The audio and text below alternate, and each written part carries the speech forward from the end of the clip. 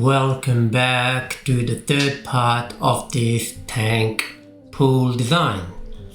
Okay, the last time we have left with meshing the entire object of 1/2 meter by 1/2 meter, and now it's time to define the loads. So we go up here and say define, and then we go down to load patterns here. So what sort of load patterns do we have? The default here of dead load is the self-weight of the structure, and if you notice here there's a self-weight multiplier, which is the acceleration 10 per meter per second squared. The program multiplies the acceleration by the dead load to work out the self-weight of the structure automatically. In our case, the dead load here, we can change the name to G super. My apologies, it will be G self, and that's the self-weight of the structure. And then we say modify load pattern, and we leave this as 1. What else do we have? We have G super, and if you remember, this is the self-weight, this is the dead load of the tiles and the surfaces, and it is also a dead load. However, we will change the self-weight multiplier to 0 because we will assign the dead load ourselves of 1 kPa. And then we say add new loads. Then we have FWB, which is the hydrostatic load, the uniformly distributed water pressure on the base. In this case, we don't have hydrostatic loads here, but we can just put it under the category of other and leave this as 0 and add new load pattern. Then we have FWW, which is the triangular distribution of the water pressure on the walls. Again, it's other and 0, add new. And then we have F soil plus the surcharge live load.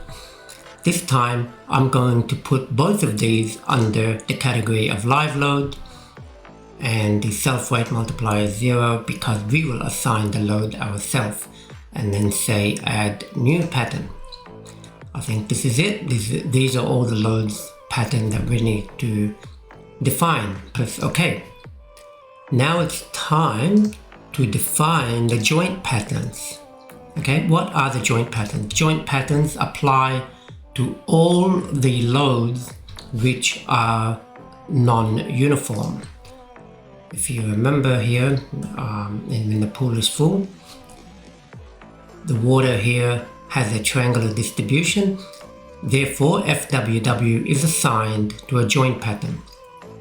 And so is, when the pool is empty, we have a live load surcharge and the soil triangular distribution.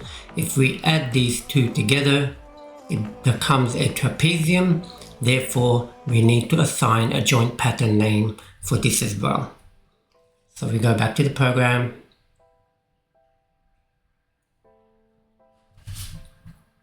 Okay, and then we say define, and then look for joint pattern. It should be somewhere here.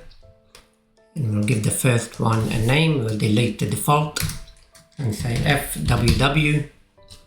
And add new pattern name. Then we have F soil plus the surcharge live load, and we add new pattern name, and then press OK.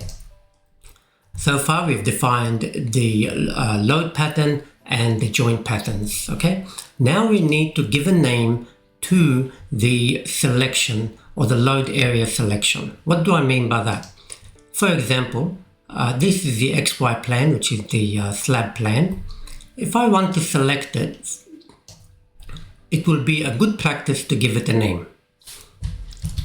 Give the selection a name. Why is that? Because sometimes I see some engineers, they select areas from the 3D diagram and accidentally select the wrong portion. For example, let's say I want to select this area.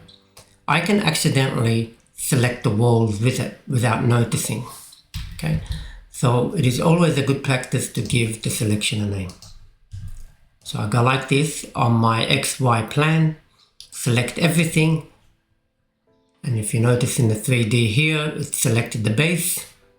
I go to then assign, and then go to assign to group, add new group, and give this a name. We will call this slab load area, and then press OK. If you notice the selection has disappeared, we can get it back by going to select up here, and then select, and then we go to groups, and you find here the slab load area, and press OK. Everything here is selected. Again, this is important because later on we will define the surface pressure of the FWB, and we will also assign the springs underneath that to define the modulus of subgrade reaction of the soil. Okay. Now it's time to select the wall load area. So if we go to the XZ up here, you can see it's 2 meters high by 8 meters long. And now we will select everything up to 1.5 meters high. Okay. Why 1.5? We'll go back just to refresh our memory. The load height from the water, and that's why I made it the same with the surcharge load, the soil load, as well as the internal water pressure when the pool is full. Everything is at 1.5 meters high. And we have a cantilevered here, if you remember, of 500 millimeters above soil level. Okay. So if we go back to the program and select everything up to 1.5 meters high, make sure that all the nodes here are selected. If you noticed in the 3D, the back wall is selected, therefore go back up here and move a layer up, and then we highlight everything up to 1.5 meters. Now the front wall is selected, then we go to the YZ,